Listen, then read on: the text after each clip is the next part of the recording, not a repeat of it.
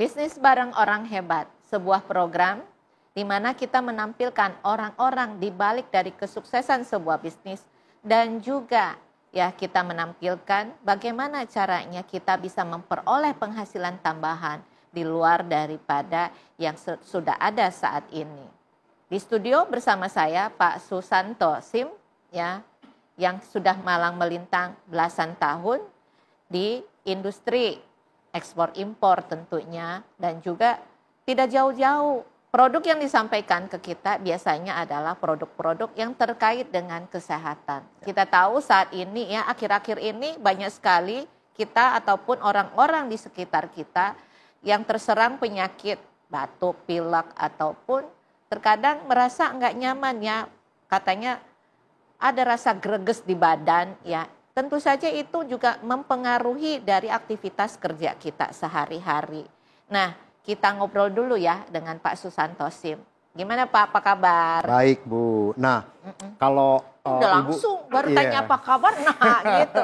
Emang kalau pebisnis itu begitu ya teman-teman ya. Kesempatan gitu. Jadi nggak boleh kasih celah dikit, langsung aja gitu loh. Tapi saya mau cerita Bu ya.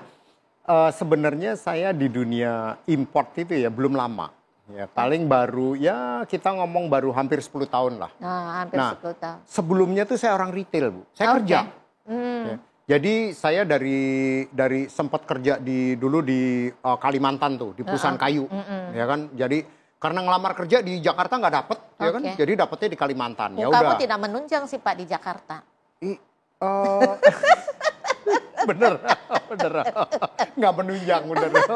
Makanya sampai harus pergi ke Kalimantan untuk kerja ya.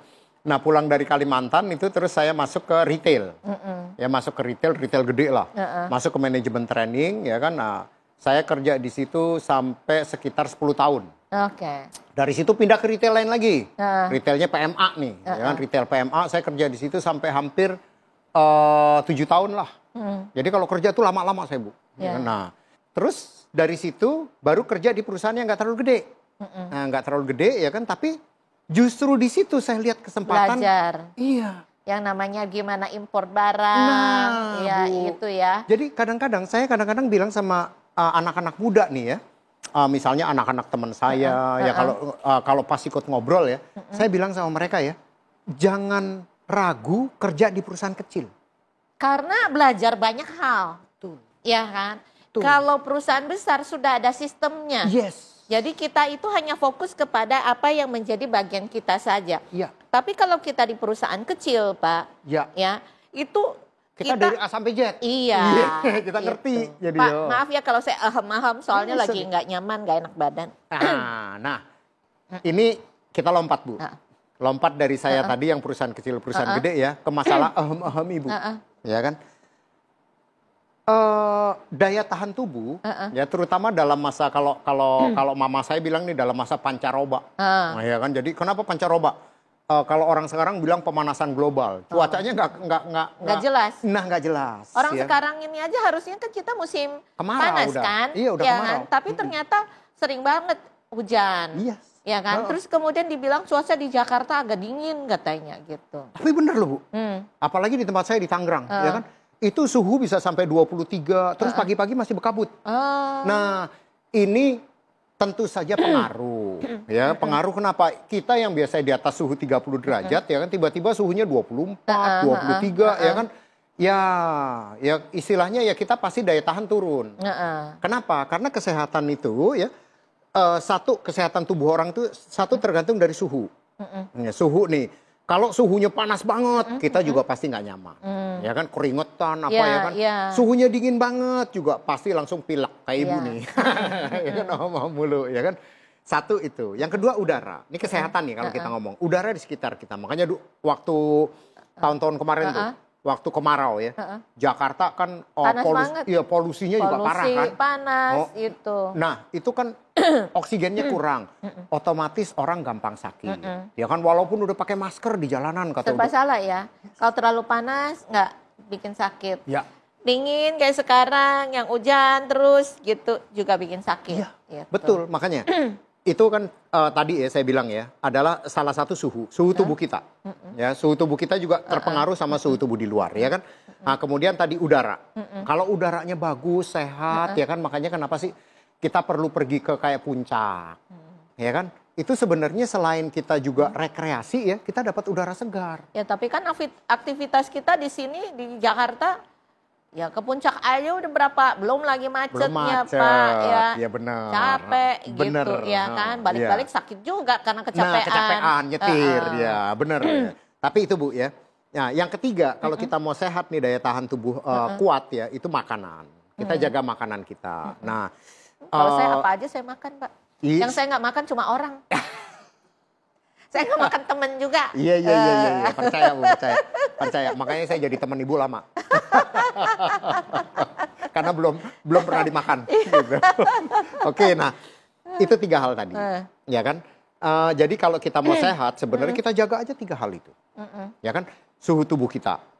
Suhu tubuh kita jangan, kalau misalnya gini loh, gimana jaga suhu tubuh? Kalau misalnya lagi cuaca dingin, ya kan, ya pakai baju anget. Kayak saya nih di studio pakai sweater, ya kan, jadi kan suhu tubuh kita terjaga, ya kan, pakai jaket, ya kan, boleh kayak gitu. Terus makan, ya makan, kalau bisa makanannya makanan yang sehat, banyakin makan sayur, ya kan. Kalau ini Bu ya, ini saya melenceng sedikit. Saya kemarin baca artikel menarik. Ternyata kan kita bilang susu itu kan bagus buat kesehatan. Ternyata enggak juga. Ternyata susu itu bukan masalah itunya Bu yang saya mau ngomong. Susu itu pemicu mimpi buruk. Masa? Nah, nanti saya kirim artikelnya ke Ibu. Oh, ternyata mimpi buruk? Iya, kalau saya mimpinya cuan-cuan terus itu buruk apa enggak? Enggak, kalau itu enggak. Kalau itu abis nonton Bisnis Bareng Orang Hebat Bu. Karena kenapa saya bilang kalau mimpinya cuan-cuan terus, kenapa abis nonton Bisnis Bareng Orang Hebat? Karena di sini ini isinya cuan-cuan. Nah, isinya cuan atau untung. Jadi nonton untung, nonton bisa jadi reseller, ya kan? Nonton bisa jadi apa istilahnya? Memberikan inspirasi buat orang-orang bagaimana caranya menjadi entrepreneur. Nah, jadi gini loh. Nonton Bisnis Bareng Orang Hebat berarti jadi orang hebat kalau mau. Ya kan? Karena kan gini kan. Kadang-kadang kita apa ya istilahnya ya, ngelihat atau gini deh, kita ikut satu seminar motivasi. Wah, kita termotivasi Bu. Wah, saya dulu sering Bu. Pulang melempem lagi. Itu maksud saya itu. Pulang melempem lagi Pak. Nah, itu maksud saya. Makanya di sini juga ya, kalau misalnya abis nonton ini, terus apa yang kita ngomong ini kita jalanin, itu bisa jadi orang hebat beneran. Karena ini kan kita udah apa istilahnya ya, kita udah bikin sedemikian rupa ya kan, gimana sih caranya supaya bisa orang tuh cuan lah minimum. Minimum gitu. Jadi kalau di Bisnis Bareng Orang Hebat, di BBOH ini sehatnya dapat, ilmu cuannya juga dapat, gitu ya. Betul sekali. Jadi gini ngomongnya ya, ngomongnya gini, semua orang pengen jadi pengusaha, udah pasti, ya kan, makanya. Tapi yang bisa berhasil berapa banyak? Nah, terus sama mulainya tuh Bu. Yang paling susah mulai Pak. Iya, nah. Konsistensi, karena kalau itu memulai habis itu kena gempuran dikit, nggak konsisten, ya sudah, nggak jadi apa-apa. Nah itu makanya saya bilang tadi, saya kan karyawan awal, ya kan. Saya jadi importir atau jadi pengusaha itu karena kepepet. Nah biasa kan orang begitu, ya kan. Karena kepepet, ya kan. Kenapa? Waktu itu begitu perusahaan saya goyang, umur saya udah lumayan. Jadi satu, saya ngelamar kerja lagi Bu. Pasti saya ngelamar kerja lagi kan. Aduh. Interviewnya bareng lulusan baru, malu Bu saya Bu, ya kan. Jadi kita nengok kanan, nengok kiri, buset, gue paling tua ya.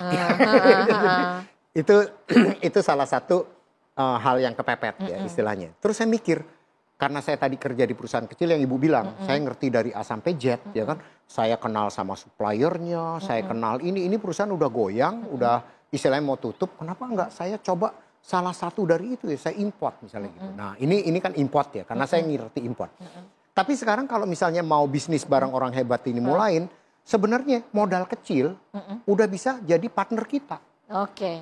Nah nanti kita lanjut ya Pak. Siap. Gimana caranya menjadi partnernya Pak Sus, bagaimana bisa menjadi orang hebat dan berbisnis dengan orang hebat. Yuk kita sesaat lagi akan kembali.